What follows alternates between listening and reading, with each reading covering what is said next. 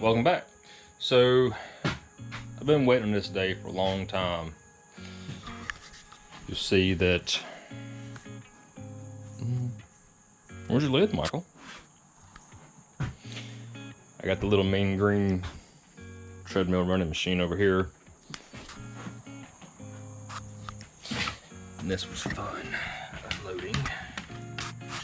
Got the Laguna Lathe 2436. 24-inch capacity over the bed, 36 between tailstock and headstock, so it'll open up more avenues for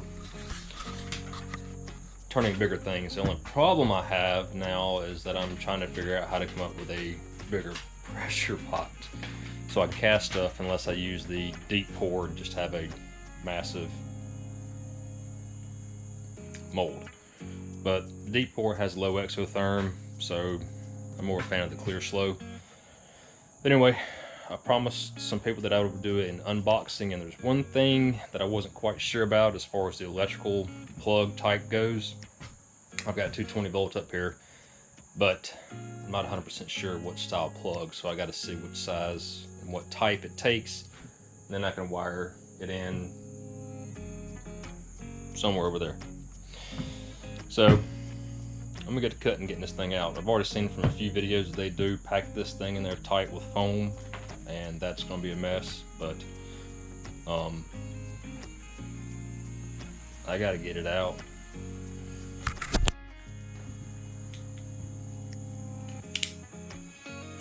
Also, so I've done a lot of getting rid of stuff in the shop.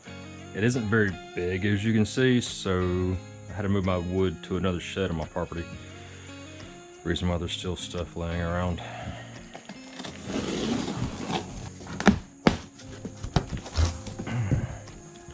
Move your butt.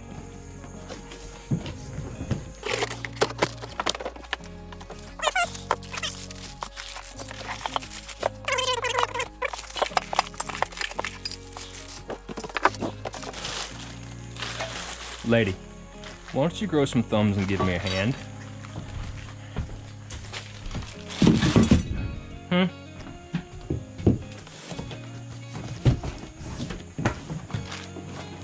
Go ahead and walk on. I know you're gonna do it. Pair it nicely with the 1412. Yes, I've got a wooden floor, but part of this whole remodel is essentially all the floor joists are now 4x6s with 4x10s spanning this way, with 4x10s, 4 of those holding this up. So this thing's like concrete now. Plus this is 1-inch plywood on top of 3/4, so it'll handle that. Out. That's gonna be the heavy part.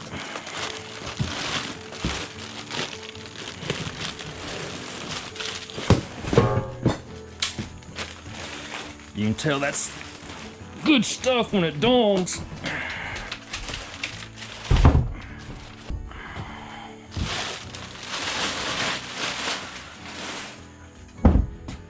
You always in the way, ain't you? Huh?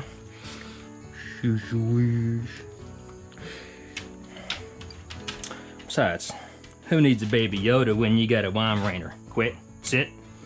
Sit. Stay. Who needs a baby Yoda when you got ears like this?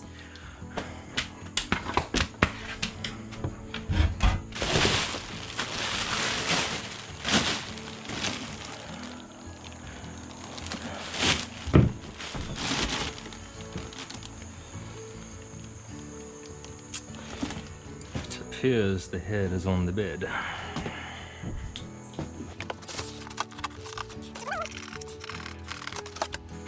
About to make mail bombs where you can send this stuff to people and it comes out of a tube whenever they open it.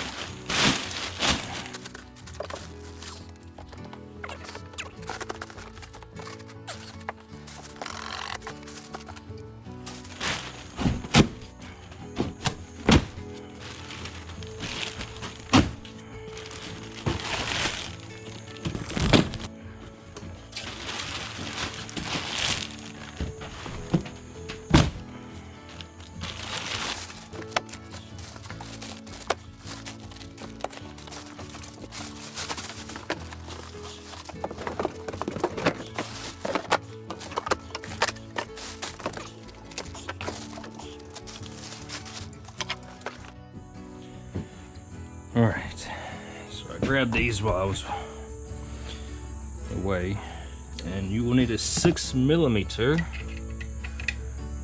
Allen screw to get the stop off.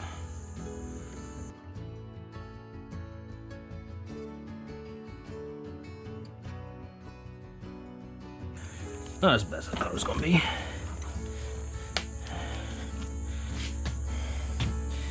But I mean, that's definitely a lot bigger than itty bitty thing.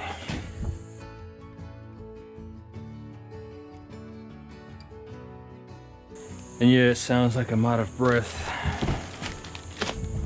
but it's I mean, it's only 80. We just got this hurricane that came through, but it's 83% humidity in here, so it's like being in 80-degree swimming pool water. Your sweat doesn't dry.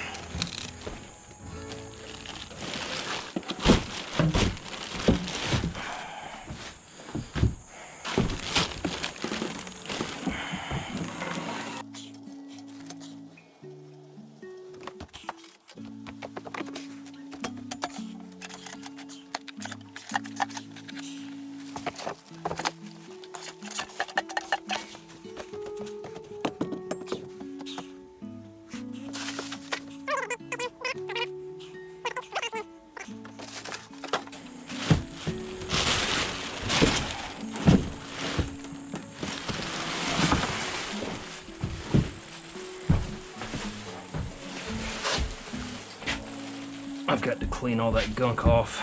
Keeps it from rusting. Nice and greasy, sticky.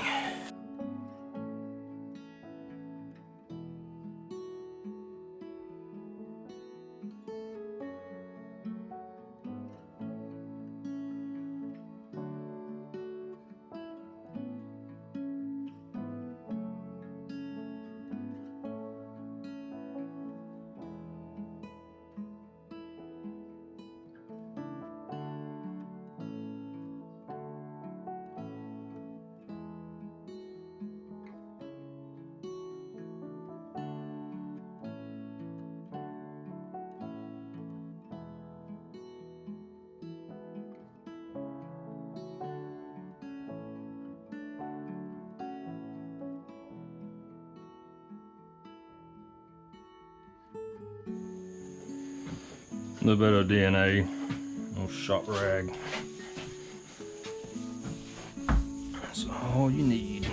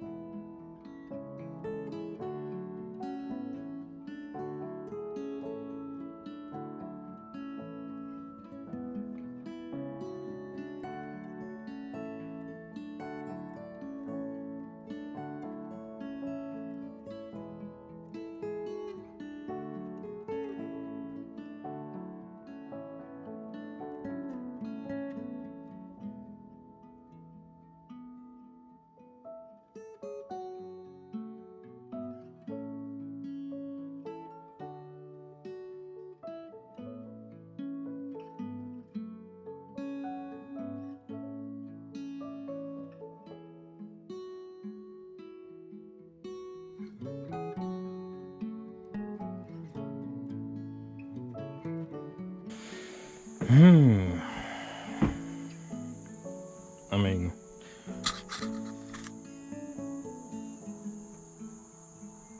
y'all, if I don't do better, somebody please beat me. I should do a lot better. Alright. So the other thing that I was trying to figure out is I saw the diagram for it, but wasn't sure exactly which size. So got 220 ran up here, so I just gotta get that plumbed in. It won't take too long.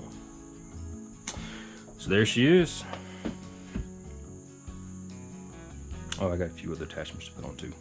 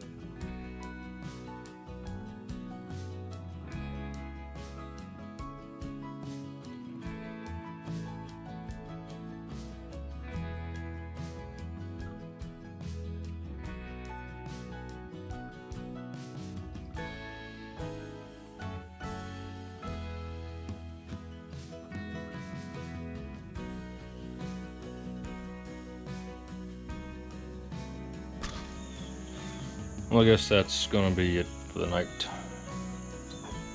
that right? Hey!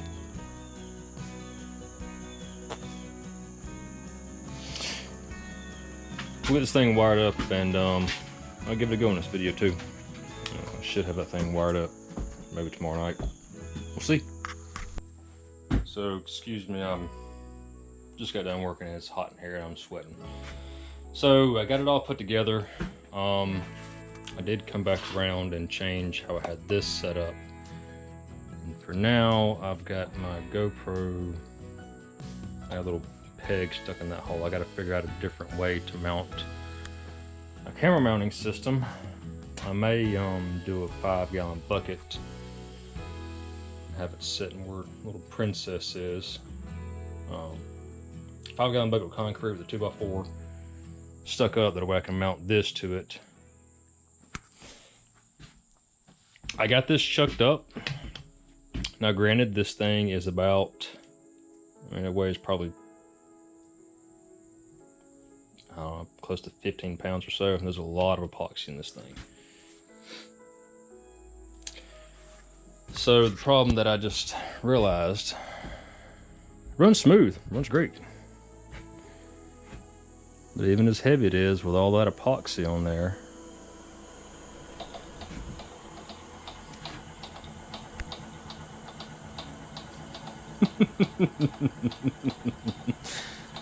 good camera quality.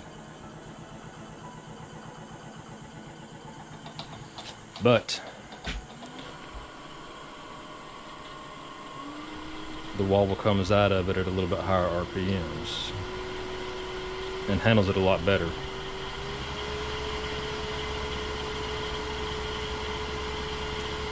Runs smooth.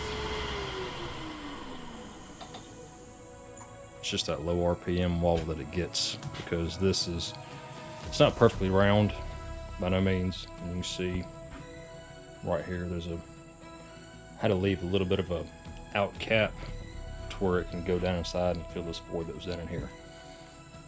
So let's give this thing a test run.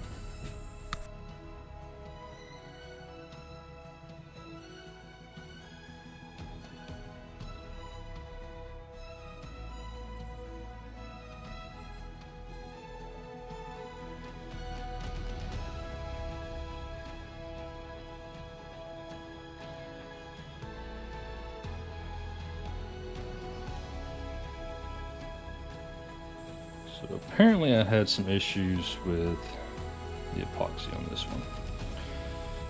Nonetheless, I mean, there's some places that it didn't get. I kind of figured I'd run into that with how this thing was.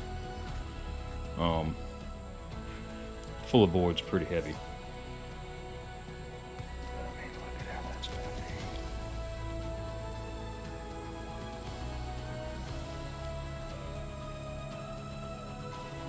I don't understand why there's a line of that color in there.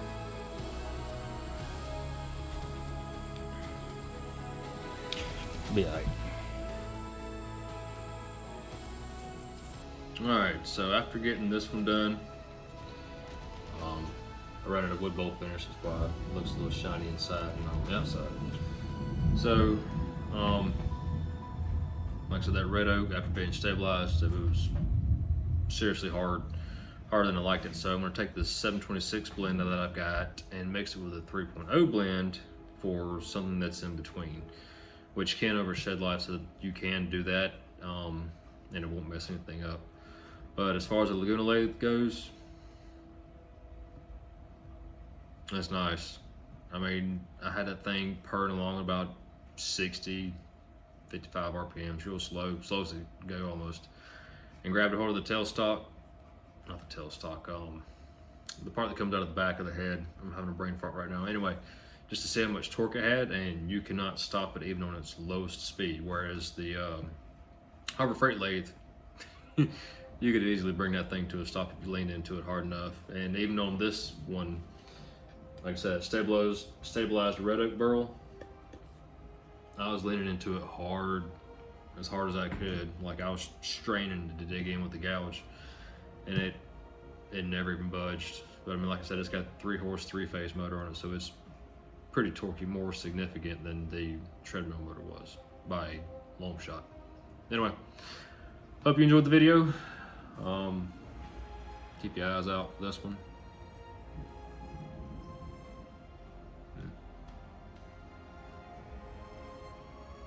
That's just pretty. See you next time.